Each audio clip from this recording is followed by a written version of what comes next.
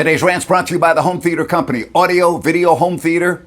Go online, hometheatercompany.com. Well, tennis sensation Naomi Osaka was fined $15,000 after her first round match at the French Open yesterday because she refused to speak to the media.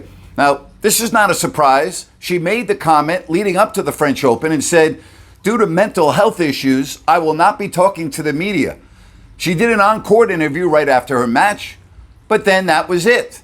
She is required to go into the media room and answer questions. So she was fined $15,000. Now you may say, well, that's not a big deal, but the 4 Grand Slam events all got together.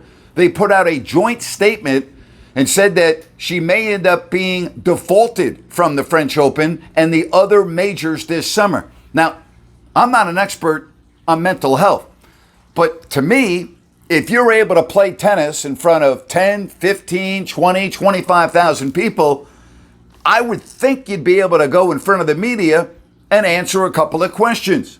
But Osaka has said it's not going to happen. So who's going to blink first here? Women's tennis needs Osaka. She's a huge draw. She is a young sensation in the sport. But if she and now other players were to come forward and say, oh, I also am dealing with mental health issues, I'm not going to talk to the media, well, that's not good for the sport. So stay tuned, because the one thing we do know is women's tennis needs Osaka.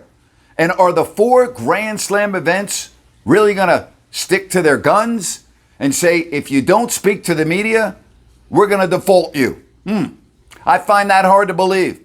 But hey, you got to follow the rules. And if you're not going to follow the rules, then maybe you shouldn't enter the tournament. I mean, if everyone else has to speak to the media and it's a requirement, why can't you? Mental health? Again, I'm not an expert in this. Seems kind of fishy to me. What do you think? Leave me a comment.